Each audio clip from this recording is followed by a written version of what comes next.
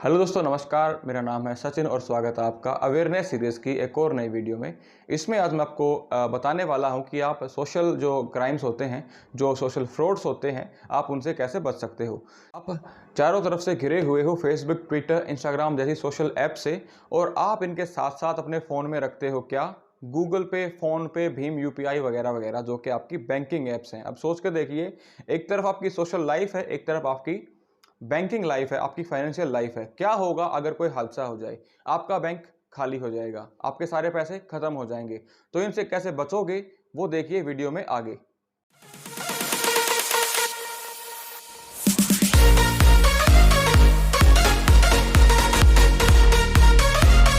तो क्या खतरा आपको हो सकता है और खतरे में कौन हो सकता है, वो जानते हैं। सबसे पहली बात, तो खतरा जैसा मैंने आपको बताया, आपका बैंक अकाउंट खाली हो सकता है। इसके अलावा अगर आप एक पावरफुल पर्सन हैं और यू कैन से आप किसी बढ़िया ऑफिसर जॉब पे हैं, तो एक सिंपल सी बात, आपके पास सफिशिएंट पावर है, तो वो पावर का मिसयूज हो सकता है। आपके काफ़ी सारी रेपुटेड फैमिलीज़ के साथ उठना बैठना होता है, आपकी सोसाइटी में एक अच्छी लाइफ होती है, आपका एक फेम होता है।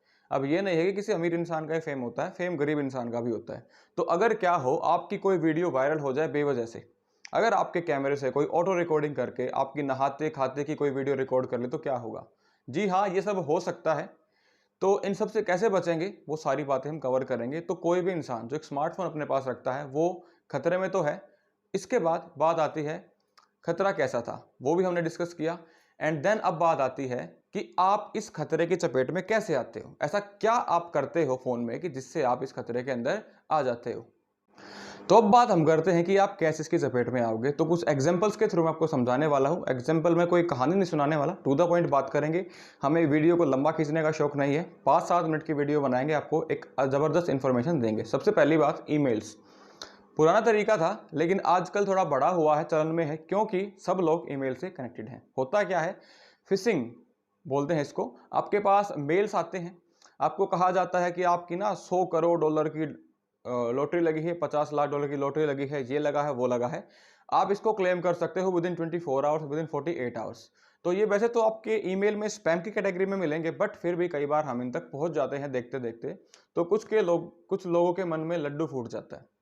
अब फूटेगा क्यों नहीं भाई, जब हजारों करोड़ रुपए का एक ये लगा लो, जब आपको फायदा मिल रहा है फ्री में, तो आप क्यों नहीं उसको लोगे। तो होता क्या है, जब आप उनसे बात करते हो, मैंने पर्सनली बात करके देखा था कि वो कहां तक बात बढ़ती है। तो जैसे ही 2-3 स्टेप तक हम जाते हैं, आपकी डिटेल्स लेंगे, बैंक अकाउंट वगैरह डिटेल मांगेंगे, तो वहीं से आप उलझने शुरू हो जाते हो। क्योंकि आप नज़दीक जा रहे हो स्टेप बाय स्टेप, तो होगा क्या, वो आपसे डिमांड करेंगे कि भाई इंटरनेशनल अकाउंट है, आपको किसी इस या उस बैंक में खाता खुलवाना है, उसके लिए आपको मिनिमम कोई अमाउंट देना पड़ेगा। वो मिनिमम अमाउंट आपका 25,000 से लेकर 50,000 तक हो सकता है। अब सोच कर देखिए, 130 करोड़ का देश है। अगर यहाँ पर उनको 10, 12, 15 हजार अगर लोग मिल जाते हैं ऐसे बेवकूफ़ जो खाता खुलवाने पहुंच जाएंगे, तो आप 50,000 को 50,000 से गुना करके देख सकते हो। वो काफ़ी पैसा कमा चुके हैं। आपकी लॉटरी तो पता नहीं, लेकिन उनकी लॉटरी लग चुकी है। ये एक तरीका होता है। इसके बाद दूसरा तरीका, जो रिसेंट अभी कुछ दिन पहले मेरे फ़ोन पे आया हुआ था, व्हाट्सअप नंबर पे आया कि आपका नंबर सिलेक्ट हुआ है बीएसएनएल की दिस एंड दैट स्कीम के अंदर, और आपकी 50,000, पता नहीं 50, 5 लाख रुपए कोई अमाउंट था काफ़ी अच्छा सा, कि आपकी 5 लाख रुपए की क्या लगी है, लॉटरी लगी है। आप इसको क्लेम कर सकते हो। और देखो कमाल की बात, क्लियरली मेंशन कर रखा था कि आप सिर्फ और सिर्फ व्हाट्सएप कॉल ही कर सकते हो अगर करना है तो। ऐसा क्यों? आपको अगर किसी को धमकी देनी है या कोई आपको देता है, तो व्हाट्सएप कॉल का इस्तेमाल करेगा, क्योंकि ये रिकॉर्ड नहीं होती और ये ट्रेस नहीं होती। ठीक है? तो वो एक बिल्कुल आपका फिशिंग था, आपको पकड़ने का एक जरिया था, बहकाने का। इसके अलावा 2-3 साल पहले भी ऐसा ही एक ईमेल आया था। वहाँ पर एक कोई अफ्रीकन फैमिली थी, वहाँ से कोई लड़की थी। ये स्पेसिफिकली लड़के को लड़की बन के ही मैसेज करते हैं, ताकि जल्दी वो पकड़ में आ जाए। क्योंकि लड़के, आपको पता है, इंडिया और हरियाणा के लड़के तो लड़कियों के पीछे पागल हैं। कोई मिल जाए, बिहार वाली भी चलेगी उनको तो उसके चक्कर में क्या होता था, वो बातें करते हैं, वो ऐसा दिखाते हैं कि वो बिल्कुल परेशान है, उसकी फैमिली के ऊपर कोई असैसिनेशन, कोई हमला हुआ है, वो बड़ी रिच फैमिली से थी, और अब उसको अपने पैसे निकलवाने हैं, तो उसको किसी बाहर के बंदे की हेल्प चाहिए। अगेन स्टोरी घूमकर वहीं आती है, बैंक डिटेल्स के ऊपर और एक मिनिमम डिपॉजिट जो आपको करवाना होता है। अगर आप ऐसा करवाओगे तो आप फंस जाओगे। तो इससे बचने का तरीका है, इन ईमेल्स का आंसर ना करो। और भला हो उन लोगों का जो अपने आप को अनपढ़ कहते हैं और ईमेल्स उनको पढ़ने नहीं आते, वो इनसे बचे रहते हैं। लेकिन जो सो कॉल्ड स्मार्ट होते हैं आपके, वो क्या करते हैं, वो इन मैसेज को पढ़ते हैं, एक्साइट होते हैं, यार दोस्तों से पैसा लेते हैं, खाता खुलवाते हैं और सब कुछ छोड़ देते हैं।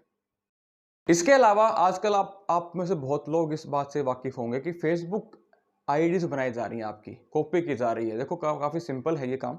क्या करते हैं, किसी को और मेरी आईडी बनानी हो तो मेरी आईडी पे वो अपना रिक्वेस्ट भेजेगा। अब मेरे को यहीं पर समझ जाना चाहिए भाई, अगर अननोन है तो एक्सेप्ट ही नहीं करना चाहिए और अपनी प्रोफाइल को लॉक लगा के रखना चाहिए ताकि कोई उसको देख ना पाए। अब वो क्या करेंगे, आपकी फ्रेंड बुक लिस्ट में आ चुके हैं, वहां से आपके जितने भी दोस्त होंगे ना, सबको थोरोली बिल्कुल लाइन में सबके पास क्या करेंगे, फ्रेंड रिक्वेस्ट भेज देंगे।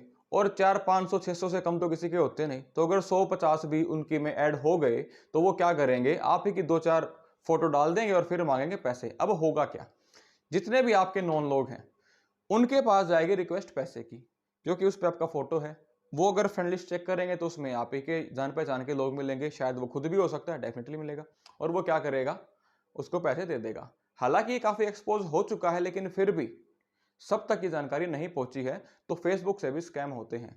और जो लास्ट बता रहा हूं मैं आपको किस तरीके से आप फंस सकते हो, वो है आपकी बच्चों की गलतियां। जो आपके घर में छोटे बच्चे हैं, जो दिन रात ये गेम्स डाउनलोड करते रहते हैं, ये कर दो वो कर दो, 4 साल के 5 साल के गेम वाले बच्चे।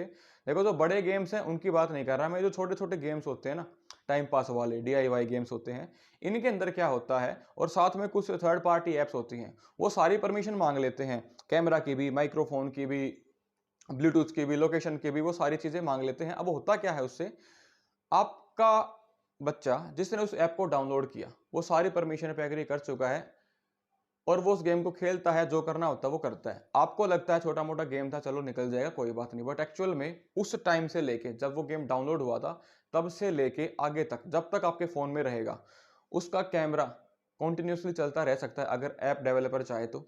माइक आपका वो यूज करता रहेगा, आप भले ही सो रहे हो, ठीक है। और आपकी लोकेशन हिस्ट्री, आपकी ब्लूटूथ हिस्ट्री, जितना भी आप कनेक्टिविटी करते हो, आप ब्लूटूथ किस किसी से जोड़ते हो, अगर आपके घर में अमेजॉन इको वगैरह है या कोई भी ब्लूटूथ कनेक्टेड ऐसी कोई कंट्रोल करने वाली चीज है, तो वो हर चीज की जानकारी निकाल लेगा।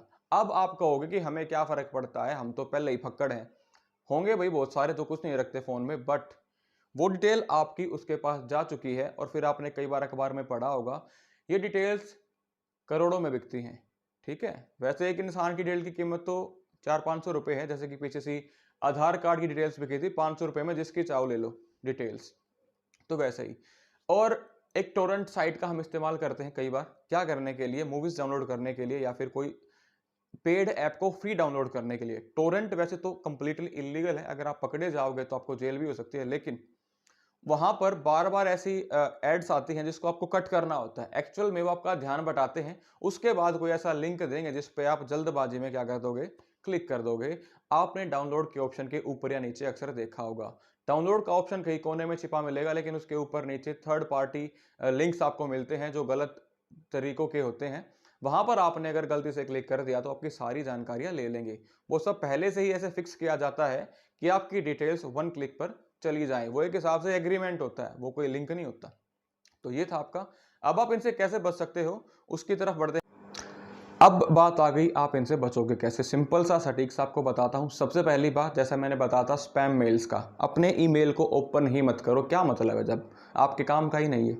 दूसरी बात, अननोन फ्रेंड्स को अपनी आईडी में ऐड मत करो। अगर नोन पर्सन भी है तो ट्राई करो आप उसके पास 1 या 2 मैसेज कर दो कि भाई साहब आप कौन, क्या आप मुझे जानते हो, कैसे जानते हो, XYZ आप बात उसके साथ कर सकते हो, देन आप उसको ऐड करो। आपकी सेफ्टी आपके हाथ में है। इसके अलावा जो गूगल पे जैसी चीज़ें होती हैं, ये लोकेशन हिस्ट्री वगैरह मांगती हैं, ये बार बार कैमरा परमिशन मांग सकती हैं, तो ट्राई करो कि इनको हमेशा के लिए परमिट मत करो। वन करते हैं ना कि जस्ट वंस और ऑलवेज, आपने अक्सर एंड्रॉइड फोन में देखा होगा, तो आप इसको जस्ट वंस के लिए कर सकते हो, ताकि जब भी आपको कैमरा यूज करना हो QR स्कैन करने के लिए तो आप बार बार परमिशन दो, आपको एक स्टेप और बढ़ जाएगा आपका सिक्योरिटी में।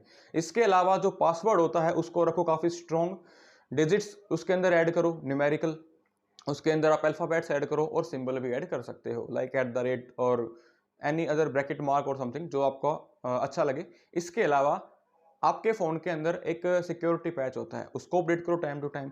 एंड्रॉयड वर्जन होता है, उसको टाइम टू टाइम अपना अपडेट करो।